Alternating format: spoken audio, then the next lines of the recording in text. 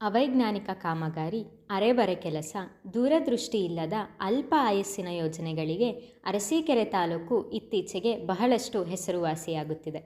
ಇದಕ್ಕೆ ಸಾಕ್ಷಿ ಎಂಬಂತೆ ಅಸ್ತವ್ಯಸ್ತತೆ ಹಾಗೂ ಕನಿಷ್ಠ ಸೌಕರ್ಯ ಇಲ್ಲದೆ ತಾತ್ಕಾಲಿಕ ಬಸ್ ನಿಲ್ದಾಣಕ್ಕೆ ಸ್ಥಳಾಂತರಕ್ಕೆ ಹೊರಟಿರುವುದು ಮಾತ್ರ ನಾಚಿಕೆಗೇಡಿನ ವಿಚಾರ. ತಾತ್ಕಾಲಿಕ ಬಸ್ ನಿಲ್ದಾಣವೆಂದು ಸ್ಥಳ ಗೊತ್ತು ಮಾಡಿ ಇಲ್ಲಿ ಮೂಲಸೌಕರ್ಯ ಅವಶ್ಯ ವ್ಯವಸ್ಥೆ ಇಲ್ಲದೆ ಎತ್ತು ಈಯಿತು ಎಂದರೆ ಕೊಟ್ಟಿಗೆಗೆ ಕಟ್ಟು ಎಂಬರ್ಥದಂತೆ ನಡೆಯುತ್ತಿದೆ.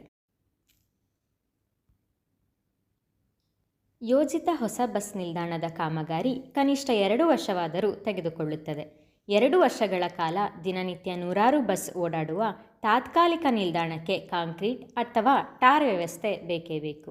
ಈ ಬಿರು ಬೇಸಿಗೆಯಲ್ಲಿ 4 ಬಸ್ ಓಡಾಡಿದರೆ ವಿಪರೀತ ಧೂಳು ಏಳುತ್ತದೆ, ಗುಂಡಿಗಳೂ ಬೀಳುತ್ತವೆ.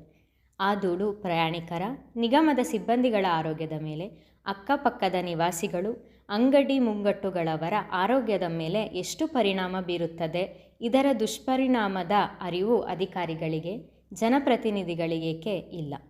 ಅವರೇನು ಪ್ರತಿದಿನ ಬಂದು ಇಲ್ಲಿ ನಿಲ್ಲಬೇಕೇ? ಇಲ್ಲ. ಇನ್ನು ಮಳೆಗಾಲ ಪ್ರಾರಂಭವಾದರೆ ಇಲ್ಲಿ ಕೆಸರುಗದ್ದೆ ನಿರ್ಮಾಣವಾಗುತ್ತದೆ. ಪ್ರಯಾಣಿಕರು ಒಳಬಂದು ಹೋಗುವುದಾದರೂ ಹೇಗೆ?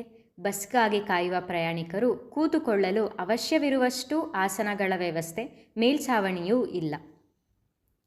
ಈ ರೀತಿಯ ಅವ್ಯವಸ್ಥಿತ ಯೋಜನೆಗಳ ಕಾಮಗಾರಿಗಳು ಅರಸೀಕೆರೆಯಲ್ಲಿ ಹೊಸತೇನಲ್ಲ.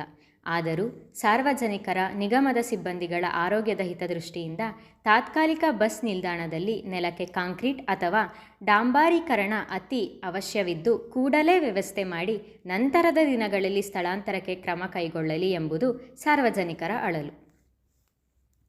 ಈ ಕುರಿತು ಚಿಕ್ಕಮಗಳೂರು ವಿಭಾಗೀಯ ಅಧಿಕಾರಿಗಳನ್ನು ಪ್ರಶ್ನಿಸಿದರೆ ಕಾಂಕ್ರೀಟ್ ಮತ್ತಿತರ ವ್ಯವಸ್ಥೆ ಮಾಡಲು ಫಂಡ್ ಹೆಚ್ಚಿಗೆ ಬೇಕು, ನಮ್ಮಲ್ಲಿ ಇಲ್ಲ ಎಂಬ ಹಾರಿಕೆ ಉತ್ತರ ನೀಡುತ್ತಾರೆ.